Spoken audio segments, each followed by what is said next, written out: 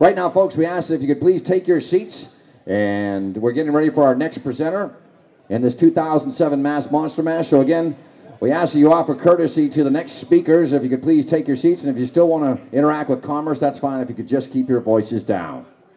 That said, our next speaker hails from Newcomerstown, Ohio. Newcomerstown, Ohio is known for three things. This guy, former Ohio State coach Woody Hayes, and Boston Red Sox pitching legend of 511 victories, Cy Young. I met this guy, I started corresponding in 1995 when he sent out a newsletter concerning the apparition of a white Bigfoot. A white Sasquatch was being seen in the foliage and the thicket of eastern Ohio. So I went out to eastern Ohio, I believe it was December of 1996, and I narrated. It was a grassroots mom and pop assemble edit, one take Willie documentary called, I think, Ohio's Abominable Snowman. I returned in 97 and 98. In fact, we traveled out to the Pacific Northwest together and had a very memorable trip. We got a chance in 48 hours to meet the great four horsemen of Bigfoot. We got to meet Renee DeHinden, Grover Krantz, John Green. We stayed at John Green's house for 2 nights, and we had 2 long nights with Peter Byrne. We also met up with Ray Crow of the Western Bigfoot Society and Larry Lund, the Sasquatch Sleuth. We went out twice, as a matter of fact, to the Pacific Northwest together. And this guy is the longest active Bigfoot researcher who's held the longest annual Bigfoot meeting and also the longest newsletter dedicated to Sasquatch research. Now, normally when you talk about Bigfoot, they say it's only in the far reaches of the Pacific Northwest, and that is not true. There are Bigfoot reports reported all over the country. I don't think we've had one from Rhode Island, but as Lauren had told you about, there are Bigfoot sightings that have been seen in Massachusetts. So right now, ladies and gentlemen, boys and girls, 2 things I want to let you know. Number 1, give him a good birthday greeting. Tomorrow is his birthday. That's the applause. And then number 2, give him the howl because he's from Cleveland, Ohio, Don Keating.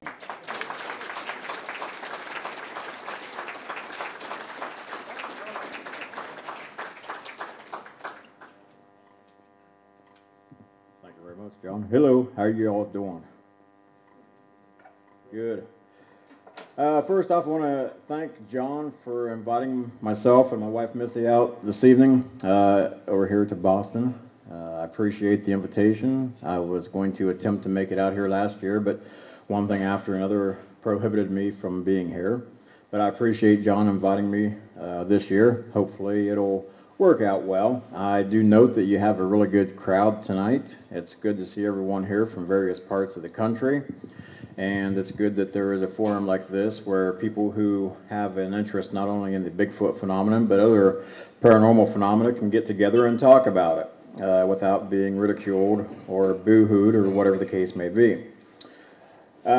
He also wanted me to pass on a sports score, which I'm happy to do so at this point in time. Later I may not be. At the bottom of the first, the Indians lead the Red Sox 1-0.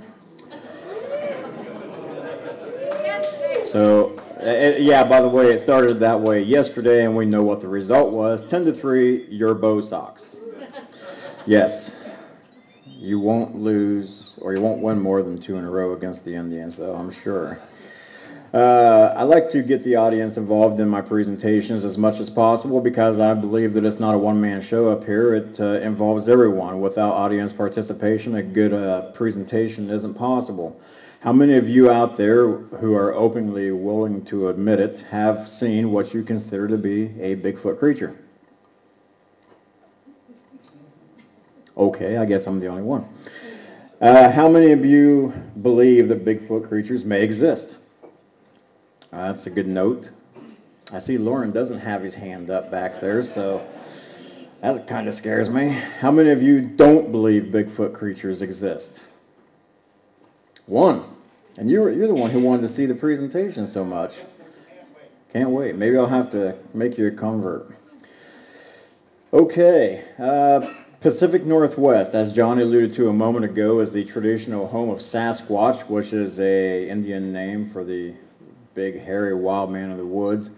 But back in 1984, I made the mistake of going to the Tuscarawas County Library and picking up a book by John Green titled Sasquatch, the Apes Among Us. I had actually gone there in '84 to pick up a book on UFOs because in 1976, myself and my family, including approximately 9 or 10 other family members, had a very, very good, close encounter with a UFO. And so I decided to go to the library to pick up a book on UFOs, see what type of drawings or photographs were in the book, and see how similar those photos or drawings were compared to what we had seen in July of '76. I wasn't impressed whatsoever with the material that was available for me to take a look at. I didn't see any photos or any drawings that were similar to what we had seen. So I thought, well, there's got to be something else here that will interest me. And that's when I picked up John's Apes Among Us book. Not thinking anything of it, and if you know me real well, I don't like to read. I very rarely read a book from cover to cover, but John's book was quite intriguing. It's over 500 pages in length. I picked it up, I read it from cover to cover. A little while later, I decided in mid or late July of '84, I would try to contact John and see, hey, what's it like talking to these alleged eyewitnesses face to face?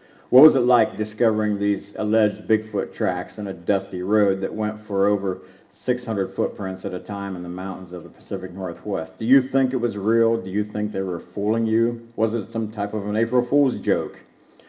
And I didn't expect to get a hold of John, but actually his phone number was listed in the phone book. I called him up, talked to him for an hour and a half, hung up the phone, took the book back to the library, and thought nothing else of it.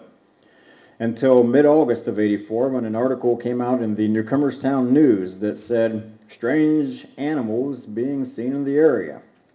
One of those strange animals was a large bird, like a cockatiel or something to that effect, that was flying tree to tree. Another was a large cat-like creature, which they believed to be a mountain lion. And the third, interestingly enough, was a 7 to 8 foot tall, dark brown or black, hair-covered creature on the south side of the Tuscarawas River that 3 teenage boys had spotted on April 28th of 1984 while they were being teenage boys, walking along by the Newcomerstown substation, the power plant. They had gone around a turn. They had smelled something dead at first, and they walked around a turn. And lo and behold, the 3 of these boys see this creature standing beside a tree, pulling leaves off of it and eating them. Not really in the mood to confront a big hairy creature face to face, they turned around and hightailed it back to town. And one of the boys told his skeptical father about what they had seen. A couple of days later, he went out to the location, examined the spot, and he found huge, barefooted, human-like tracks. And he sternly warned his kid, don't go back there. And needless to say, he didn't. So the beginning of my research was in July of '84, so to speak. In October of '84, there was a gentleman by the name of Thomas Archer from Reynoldsburg, Ohio, who contacted me as a result of my sending the article out to John Green in August of '84. Tom got a hold of me and said, hey, I do research in Central Ohio on Bigfoot type activity. If you have anything new, I'd like to come over and investigate it with you. And I said, sure, come on over. So in October of '84, Tom contacted me and he came over and we started doing our research, and we found it quite interesting that the people in the area were actually probably seeing something that resembled a Bigfoot type creature. Jump ahead to about January or February of '85, when we decided to go to a little meeting in Alliance, Ohio called the Tri-County UFO Study Group. And the reason being is because we wanted to see if there was anyone up there who may have had some type of UFO encounter that might also know about Bigfoot encounters in that part of the state. After I left that meeting that evening, I said to Tom, I said, you know, it might be interesting to hold a one-time event in Newcomerstown and see if we can get anyone to come out of the woodwork, so to speak, and see if we can get any fresh leads in as far as Bigfoot sightings or track discoveries are concerned. So in July of 1985, I held the first meeting that I was to hold. It was at the Newcomerstown High School in the conference room, and I expected maybe 10 people at the most, and we ended up having approximately 32 people. That was an interesting turnout. I didn't think there would be that much interest. I did a little survey. I said, how many of you would like to see another meeting like this if we have anything else to report? And they all raised their hands. 32 people were gung-ho and said, sure, bring it on. So in August of '85, I scheduled another meeting. Interesting note about that meeting is there wasn't a single soul from the July '85 meeting that was at the August '85 meeting who was interested in seeing another one. But as they say, one thing led to another. In August and September of '85, I began doing research in an area from the Newcomerstown substation to an area known as Tunnel Hill, where an old railroad tunnel went through the hill. And we discovered several barefooted tracks and had a few audio encounters, sounds. And that was where we found the first set of tracks that we photographed. And at that point in time, Tom Archer was in touch with OSU professor of anthropology, Frank Gene Poirier. And we sent a copy of the tracks to Mr. Poirier and asked him what he thought of them. And Poirier wrote back to Tom Archer and he said, if the prints were not faked, I would surely expect to see them be made by a primate, which of course we are all primates, and so apparently is a Sasquatch. And we continued to hold meetings on a regular monthly basis until a few years ago. I did take a couple of hiatuses from the meetings. Once was in 1988 due to some family matters, and once again a few years later because I was getting burnt out from the whole thing. And John mentioned my conference. In March of 1989, I began to hold an annual Bigfoot conference in Newcomerstown. And from March of '89 until the spring of 2004, I held the annual Bigfoot conference in Newcomerstown. At that point in time, Salt Fork State Park in Guernsey County, Ohio, contacted me and said, we'd like to have you host your conference out here. Would you be willing? Make a long story short, we went out there, we took a look at the facilities. They were very happy to work with us to help us out with the conference. And so for the past 3 years, we've held a conference 2005, 6, and 7 at Salt Fork State Park in Guernsey County, Ohio. Salt Fork has the highest number of visitors every year of any park in Ohio, and it also has the highest number of Sasquatch sightings or print discoveries of any of the state parks in the state of Ohio. Those 3 years combined, those from '05, '06, and '07, we had close to 1,000 people attend just those 3 conferences. So needless to say, we're going to continue to hold the conference at Salt Fork State Park. The date for next year is already set, May 17th of 2008. And I also want to say, while I'm on the kick of making notes of dates for conferences, John's Mass Monster Mash next year, October 17th and 18th of '08, it should be very good. As you just heard him announce, Lauren Coleman will be back here next year to talk about the Mothman prophecies. I might even have to make it out here for Lauren's presentation because Mothman, which took place in Point Pleasant, West Virginia, is very near to where I have relatives that live in southeast Ohio. In fact, I was down in the Point Pleasant, West Virginia area back at the beginning of September for some personal matters. So Mothman is quite an interesting thing to me due to the fact that it took place close to where some relatives live. But John, thank you very much for having me here this year, and continued success to you for the Mass Monster Mash and Mass UFO Mash. I don't know what it's going to take to prove that a Bigfoot exists. I mean, if you see it with your own eyes and you're not totally whacked out, if you haven't had too many 12 packs to drink, or if you haven't had too many rolled up cigarettes, so to speak, then if you've seen something like that, you know that there is actually something there. And I believe this video that's rolling on the screen now is the most famous piece of footage that has ever come to light. This is the Patterson-Gimlin film that was shot October 20th of 1967. These 2 gentlemen were out in Bluff Creek, California, and I believe the reason being was because they had heard of some tracks that had been discovered in Bluff Creek in August and September of 1967.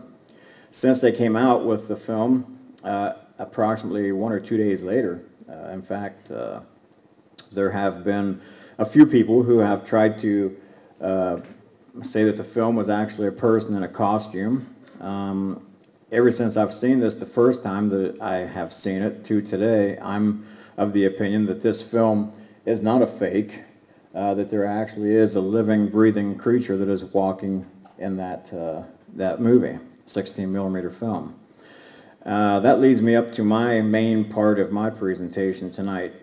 I've had two sightings that I'm not afraid to openly admit to.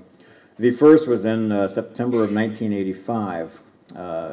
After the first newspaper article came out in 1985 regarding my meetings that were taking place, a gentleman by the name of Floyd Wiley contacted me on the phone, and he said, "We've got activity going on out here at our place.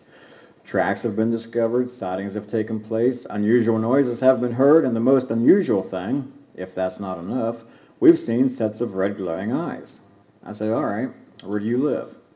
So I tracked out to the area, looked around, couldn't find Floyd, couldn't find the house, couldn't find the property.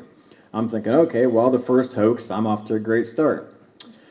About a month and a half later in the local grocery store, there's this fellow walks up to me and says, "Hey, where were you at? I thought I told you we had all kinds of activity." And I said, "Hey, who are you?" He said, "I'm Floyd." And I said, "I went out, couldn't find you." He said, "Oh, well, it went out this way and that way and everything else." I said, "Oh, dude, you told me the wrong directions." So that's why we couldn't find his spot.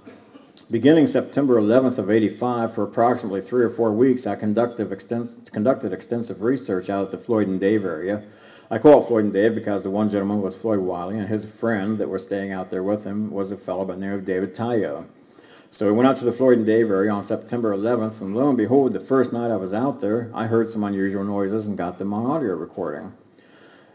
4 days later, on September 15th, 1985, imagine the setup. On the north side of the property is a very old, rotted-away barn. The roof to the barn is totally gone. The second floor walls to the barn are totally gone. The only thing exposed is the second floor to the elements. It was a chilly September evening, and another gentleman by the name of Mark Francis was with me, as was Tom Archer from Reynoldsburg, Ohio, Floyd Wiley, and myself.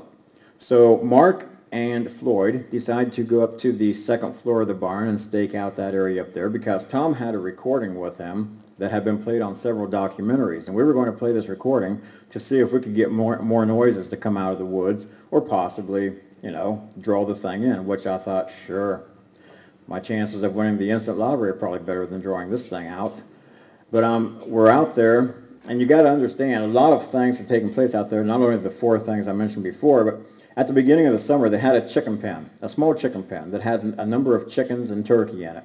By the time we got out there was nothing left. They claimed that the Bigfoot creatures had killed and taken all these chickens and turkeys.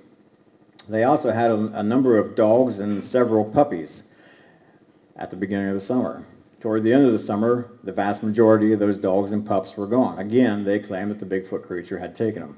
Now, I'm not, I didn't fall off the last turnip truck out of a different country or whatever, and so I wasn't easily convinced that these things had been taking place. So I wanted to go out there and see what was going on.